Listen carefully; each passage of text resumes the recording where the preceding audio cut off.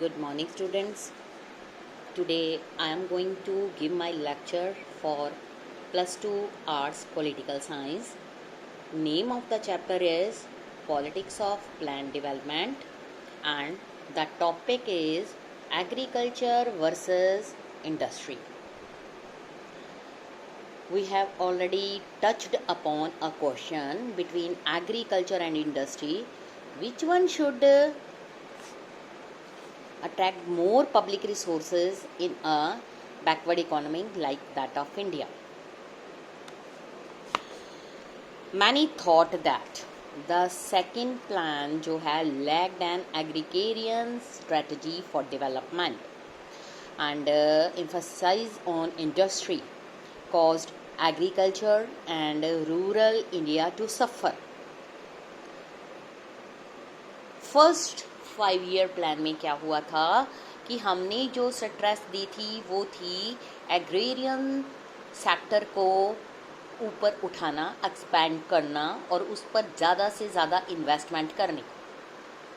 लेकिन जब second plan start हुआ तो उसमें एकदम से स्ट्रेटजी को चेंज कर दिया गया और ये कहा गया कि अब जो हैवी इंडस्ट्रियल सेक्टर को डेवलप किया जाए, जिसके कारण जो रूरल एरिया और एग्रीकल्चर सोसाइटी थी उसको एक बहुत बड़ा सेटबैक लगा।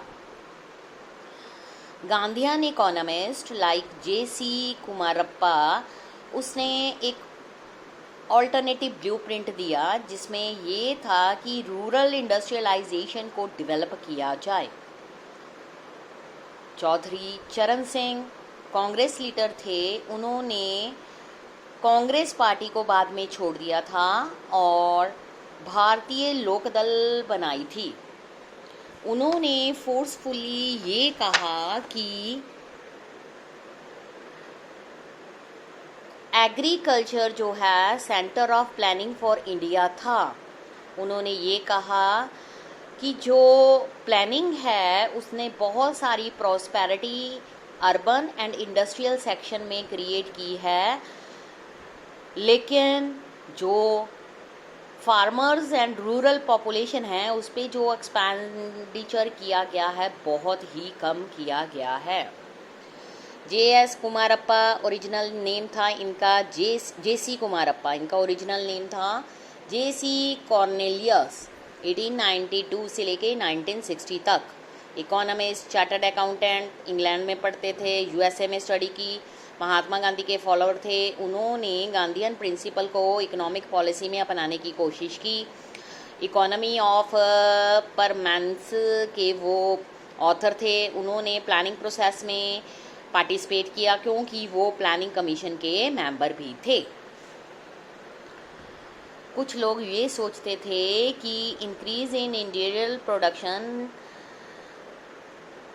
बिना इन्वेस्टमेंट के पॉसिबल नहीं हो सकता, इसमें बहुत सारी हमें इन्वेस्टमेंट करने की ज़रूरत पड़ेगी। उन्होंने कहा कि अब अगर हमने इंडस्ट्रियल सेक्टर में डेवलपमेंट कर दी तो पॉवर्टी का साइकिल जो है उसको तोड़ा नहीं जा सकता,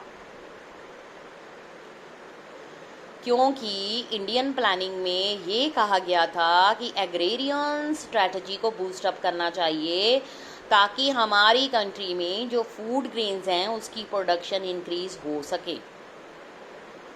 स्टेट ने बहुत सारे लॉज बनाए ताकि लैंड का रिफॉर्म्स हो और जो रिसोर्सेज है विलेजेस में रहने वाले पुअरों के बीच में उन रिसोर्सेज की इक्वल डिस्ट्रीब्यूशन की जाए। इन्होंने कम्युनिटी डेवलपमेंट के प्रोग्राम्स भी स्टार्ट किए और लार्ज नंबर जो सम है इरिगेशन प्रोजेक्ट पर स्पेंड किया। जो फेलियर था वो पॉलिसी के कारण नहीं था, लेकिन इसकी नॉन इम्प्लीमेंटेशन के कारण ये प्रोसेस फेल में आ गया, क्योंकि जो लैंड ओइंग क्लासेस थी उनके पास सोशल एंड पॉलिटिकल पावर थी। वो ये भी आर्ग्यू करते थे कि जो गवर्नमेंट है उसने मोर मनी जो है उसको एग्रीकल्चर पर स्पेंड करनी चाहिए। उसने जितनी एग्रीकल्चर में ये स्पेंड करी भी थी तो फिर भी जो रूरल पॉवर्टी है उसको सॉल्व नहीं किया जा सका।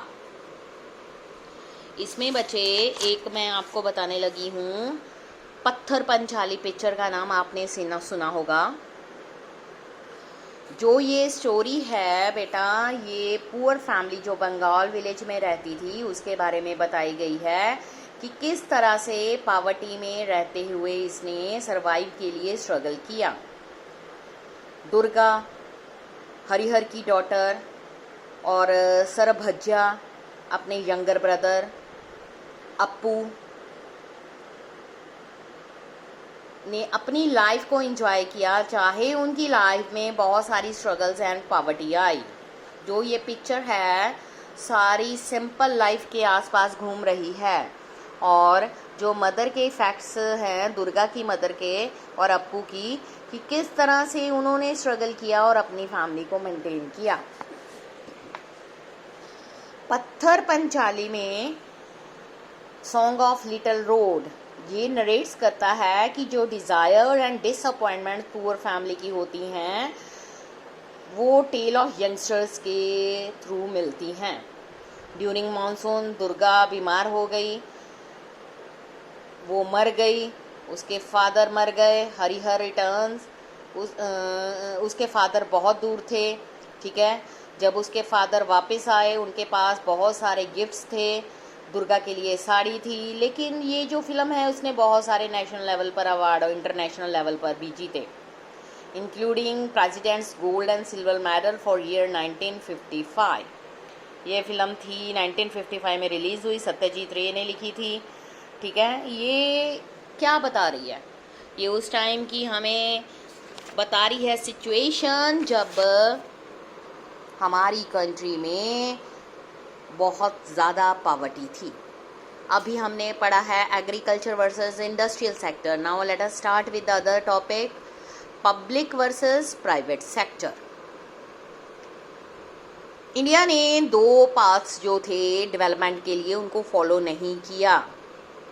उसने ना तो एक्सेप्ट किया कैपिटलिस्ट मॉडल ऑफ डेवलपमेंट, जिसमें कि डेवलपमेंट जो है सारी की सारी प्राइवेट सेक्टर के हाथों में चले गई, ना ही इसने फॉलो किया सोशल मॉडल जिसमें प्राइवेट प्रॉपर्टी जो थी अबॉलिश हो गई और ऑल द प्रोड्यूसर जो है, जो प्रोडक्शन थी वो स्टेट ने अपने कंट्रोल में ले ली। जो एलिमेंट थे दोनों मॉडल्स में वो हमारी गवर्नमेंट ने लिए, और इंडिया में जो इकोनॉमी बनाई उसको मिक्स इकोनॉमी का नाम दिया गया। एग्रीकल्चर, ट्रेड, इंडस्ट्रीज प्राइवेट हाथों में चले गई। स्टेट ने हैवी की इंडस्ट्रीज को अपने हाथों में ले लिया। उसने इंडस्ट्रियल इंफ्रास्ट्रक्चर बनाया, ट्रेड को रेगुलेट किया, कुछ क्रूशियल इंटरवेंशन की एग्रीकल्चर में। मिक्स मॉडल जो था ओपन टू क्रिटिसिज्म था for the left and rights, जो हमने पहले ही इस चैप्टर में स्टडी की हुई है। क्रिटिक्स जो है वो आर्ग्यू करते थे कि जो प्लानर है उन्होंने प्राइवेट सेक्टर्स को प्रूव कर नहीं किया, उसको रिफ्यूज़ कर दिया है with enough space and stimulus to grow, ठीक है। जो एनलार्ज पब्लिक सेक्टर था वो क्या देख रहा था, वो प्रोड्यूस कर रहा था, प्रोडक्शन ज़्यादा कर रहा था, लेकिन वेस्टेड इंटरेस्टेड जो थे उनको क्रिएट किया जा रहा था enough hurdles for private capital, specially by way of installing system of licence, permits for investment. Moreover, the state policy to restrict import of goods that could be produced in the domestic market with little or no competition left the private sector with no incentive to prove their products and make their cheaper. State ने more things को अपने control में कर लिया जो necessary थी, जिसके कारण इनएफिशिएंसी और करप्शन आ गई।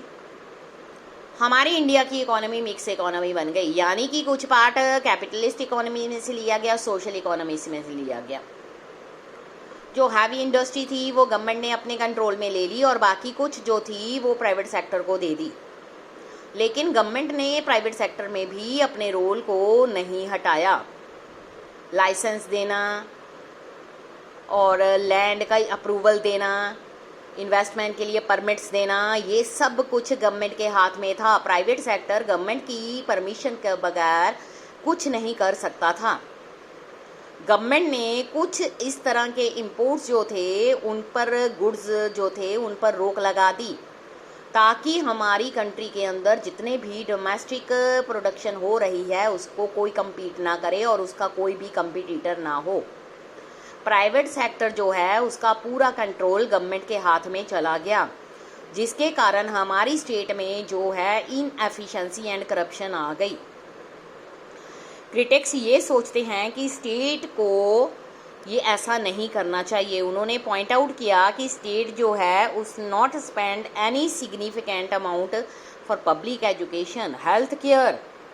स्टेट का जो इंटरेस्ट था वो सिर्फ उन एरियाज़ पर था जहाँ पर प्राइवेट सेक्टर थे, दूसरों के लिए उसका कोई ध्यान नहीं था। स्टेट ने प्राइवेट सेक्टर को ज़्यादा से ज़्यादा प्रॉफिट कमाने के लिए हेल्प कर दी, इसलिए उसने पुअर की हेल्प नहीं की। स्टेट की इस इंटरवेंशन के कारण एक नई क्लास मर्ज होकर बाहर आई, जिसको मिडिल क्लास कहा जाता है, जिसने अपने सारे प्रिविलेजेस को एंजॉय किया, high salaries without much accountability. Poverty decline नहीं हुई, ठीक है। तो इसमें क्या हुआ, जो प्रपोर्शन था पुअर का थोड़ा सा रिड्यूस हुआ, लेकिन जो नंबर्स थे केप्ट गोइंग अप और ज़्यादा इंक्रीज होते गए।